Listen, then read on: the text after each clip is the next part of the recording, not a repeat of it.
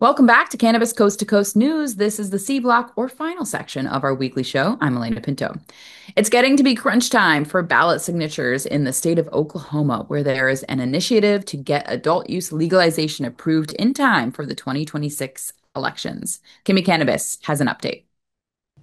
I am Kimmie Cannabis from Can I Talk About It with the Oklahoma Cannabis Report for Cannabis Coast to Coast News. We only have until November 4th to collect signatures for adult use state question 837. Out in the community, I keep seeing two familiar faces, Andrea and Chris Guerrero, tirelessly donating their time to the cause. When I asked Chris how things are going, he told me if everyone with a petition gets just 9 signatures a day, we'll reach our goal and make history for a second time in Oklahoma. Have faith in what you are doing because it might not matter to some, but it matters to us. Free the weed. Remember, you are the resistance. Get involved, register to vote, sign the petition, and keep your eyes on the prize. Keep pushing and refuse to lose. Andrea added that while many petitioners are knocking it out of the park, others aren't putting in the effort. She visited one dispensary that only had 4 signatures, and after leaving upset, she messaged the owner urging them to make sure employees at least mention State Question 837. Andrea also said that the real challenge is not opportunity, but manpower. There are events everywhere and people asking us to set up, but our calendar is already full. We simply need more volunteers to get out there. If you would like to volunteer, contact orca4ok.com. Switching gears to something lighter, usually companies ask customers what their favorite strain is, but Jason Adams of Pollination Cultivation recently flipped the script, asking, "What's your least favorite strain we grow?" He explained that after years of pheno hunting, sometimes you have to kiss a lot of frogs before finding a princess. Pollination wants honest feedback so they can keep bringing the very best to their patients. That's it for the Oklahoma Cannabis Report. I am Kimmie Cannabis from Can I Talk About It with Cannabis Coast to Coast News. Peace, love, and all that good stuff. All over the cannabis industry, valuations of companies are falling like prices in various states. This is true for companies in already existing adult use states, and that includes Arizona, where Karen Black has the details. I'm Karen Black from Greenfinger Consulting with the Arizona Cannabis Report for Cannabis Coast to Coast News. Arizona's cannabis industry continues to attract premium investor interest despite recent market challenges. A new study reveals Arizona's cannabis businesses command the highest valuations in the nation, with analysts pointing to the state's limited licensing structure and mature regulatory framework as key differentiators. In other business news, Bianchi and Brandt, one of Arizona's top cannabis law firms, celebrated its 6th anniversary, a milestone that highlights the growing demand for sophisticated legal services in the state's cannabis sector. However, social justice issues remain.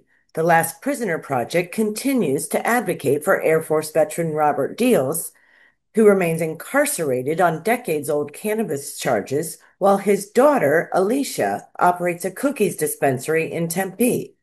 The case underscores the complex transition from prohibition to legalization, with Sarah Gersten from the Last Prisoner Project working with the Deals family on a clemency petition to Arizona Governor Katie Hobbs.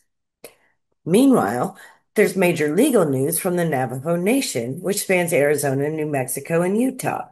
Our tribal correspondent, Tina Tasaka, will have the full story. On the events front, Arizona's cannabis community is showing resilience with several past and future gatherings.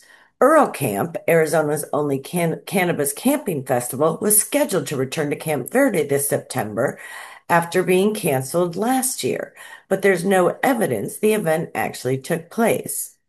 However, the Earl Cup returns to Mesa on October 18th. The Marijuana Industry Trade Association held its monthly networking event Wednesday night in Scottsdale, and next week, Tucson will host the state's first ever cannabis crawl. The High on Fourth event launches October 4th along 4th Avenue in the Old Pueblo and will feature self-guided tours, product demonstrations, and exclusive deals. At $35 for general admission, it represents a creative approach to community engagement as the industry evolves beyond traditional retail models. That will do it for this week's Arizona Report. I'm Karen Black from Greenfinger Consulting reporting for Cannabis Coast to Coast News. I'm Tina Tasaka with 420 Technologies and Iconic Representation, and this is the Nevada and Tribal Nations Report for Cannabis Coast to Coast News. A Navajo man has pleaded guilty to leading a massive illegal marijuana cultivation and trafficking network operating partly on Navajo Nation land in New Mexico. Federal authorities say the scheme included hundreds of thousands of cannabis plants, over 30 grow sites, and violations of environmental laws, including pollution of the San Juan River. The charges include drug trafficking, maintaining drug premises, grow sites, use of pesticides, and more. He now faces a minimum of 15 years in prison with the possibility of life when he's sentenced. Save the date, breaking down barriers beyond borders, Indigenous rising in plant medicine. At this pivotal moment, Indigenous leaders and innovators unite to shape the future of cannabis and hemp through sovereignty, equity, and sustainability. This summit calls us to dismantle barriers, transcend borders, and uplift Indigenous voices. Rooted in ancestral wisdom and guided by innovation, it envisions cannabis and hemp as medicine, commodity, and opportunity, building balance, prosperity, and purpose for generations to come. The dates are November 11th through the 13th in the nation's capital. Registration info will follow. Check out the Indigenous Cannabis Industry Association for more information. The Nevada Cannabis Compliance Board has issued a health alert after discovering Virtue brand pre-rolls and flower products contaminated with yeast and mold. Officials say initial tests were misrepresented and secondary testing revealed the contamination. Other products that couldn't be retested may also pose risks. Consumers are urged to avoid or use caution with these items. That's it for the Nevada highlights and tribal nations. I'm Tina Tasaka with 420 Technologies and Iconic Representation for Cannabis Coast to Coast News. With all the doom and gloom in many legal adult use states, Maryland passed some new laws that opens the door for home grow, plus some home manufacturing of products like tinctures and edibles. Here's Christopher Bright with those details.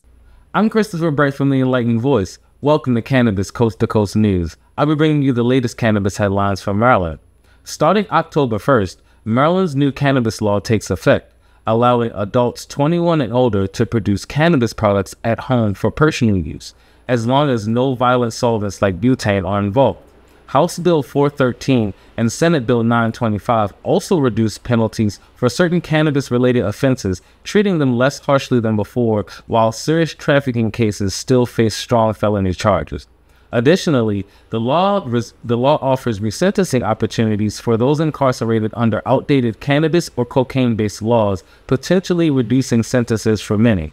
This marks another step in Maryland's shift towards less punishing and more rehabilitative approach to cannabis reform, giving adults more autonomy and a chance at justice for past convictions. That's all for this week's of Maryland Cannabis Report. I'm Christopher Bright from the Enlightened Voice, reporting for Cannabis Coast to Coast News. One sign of maturity in the cannabis industry is when retailers start to use data analytics to study the fluctuations in the retail market. And now, thanks to the legendary personalities of Tommy Chong and Cheech Marin, any company that carries their products will get access to data provided by industry leader Headset. This information can help each store stock the proper amount of materials in order to speed up the retail process. And best of all, it's free for stores who carry Cheech and Chong's products. This is the time of year when growers are ready to harvest their outdoor grows before the snow flies. And that's true out in Washington State, where Matthew Friedlander reports from his farm in his backyard. Here's Matt. Hey everybody, this is Matthew Friedlander with Scheduled Organics, coming to you from my hemp garden. here in Washington State with the Washington State Cannabis Report for Cannabis Coast to Coast News. So it is about to be harvest time here in the Northwest, and we are starting today on our CBD hemp garden. I've got about 1,800 square feet of plants in the ground.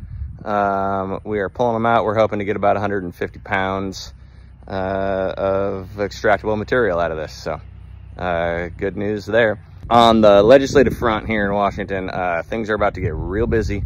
Our session starts, I believe, in December, and is a short session this year, so it goes from December to February. The big thing that we're keeping an eye on here is the LCB restructuring bill, which we are trying to completely revamp the structure of the LCB board, move it to governor-appointed positions. And yeah, we're hoping that this will help fix some of the systemic issues that we've been dealing with here in Washington, and really just the slow pace of reform trying to deal with these issues, which has been hindered largely by the regulatory body that is responsible for creating rules of this industry. So, and that is the Washington Liquor and Cannabis Board. So that's the big topic of discussion this year. We're going to see some bills to restructure the taxes here in the state as well. See how that shapes up. There's a patient access bill, among other things that we're looking at and following as well. So that's what I've got for you out of Washington State. I am Matthew, reporting for Cannabis Coast to Coast News. Don't forget to like, share, and subscribe. And finally tonight, for those of you who don't subscribe to the Celeb Stoner newsletter produced by Steve Bloom, the New York-based writer always shares stories from his extensive archives of material from his days as High Times editor. But this week, he shares the story about the time when Willie Nelson got high with the late President Jimmy Carter's son, Chip. That alone is a pretty wild memory from the 1970s. But now add in the fact that this special sesh took place on the roof of the White House in Washington, D.C. The story was revisited in this week's Celeb Stoner newsletter and was originally shared with the world in Willie Nelson's autobiography published in 1988. So, what are the chances another son of a president might sneak up on the roof of the White House to get high? Probably slim and none, but that was the decade of the 1970s when it was part of the counterculture. We're shaking up the establishment by breaking rules and laws that young people just didn't believe in. Well, that's this week's Cannabis Coast to Coast News. I'm Alaina Pinto. Remember, it's a whole new world of weed out there. Consume responsibly, and we'll see you next week.